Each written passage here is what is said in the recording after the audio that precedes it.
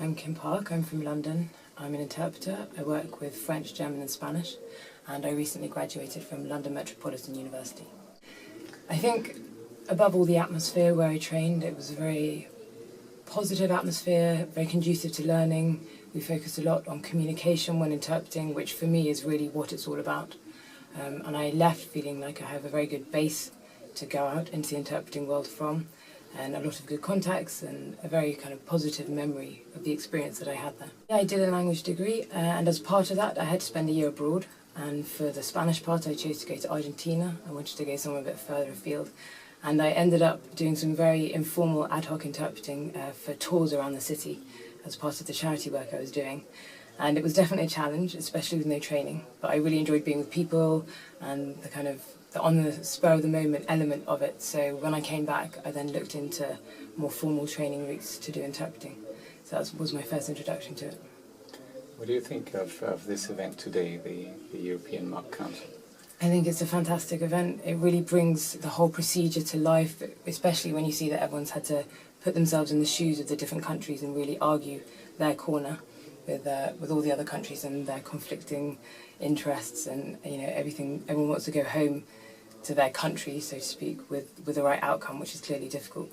And I think it's so easy for young people to read about it in the news, read that there is a meeting, but not really understand what's at stake and how all the issues are kind of argued and battled out. So I think it's a terrific event.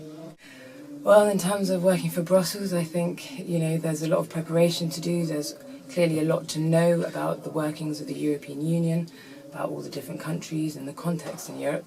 So I think it's an ongoing process, preparing for work like that, but hopefully it's something that I'm becoming ready for and something which I can move towards in the near future. My name is Roberto and I live in London, but originally I'm from Germany.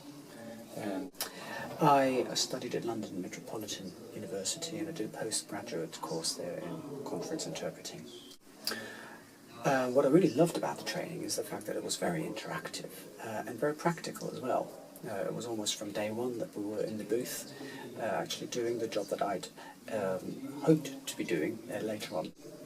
I think one of the most difficult parts of interpreting is to do with confidence. You have to have the confidence to do it. You have to have the confidence to accept that some of the things you say will inevitably be less than perfect, and you have to be able to accept that good enough is good enough, and not everything can be perfect. It can be very difficult to interpret the positions of different delegations, especially when they are delivered very quickly. Anybody who's interested in interpreting, all I can say is give it a go. Have a confidence to try it, at least. I'm Tundy House. I am currently living in Bath. I'm from Essex originally. I went to Bath to study translation and interpreting. I studied a master's there. I did my undergraduate degree in languages at Exeter University, and then I went to Bath to study a master's in interpreting and translating. There are many things I liked about the course in Bath. I really liked the fact that we got to practice a variety of speeches and we had a lot of support in the learning process.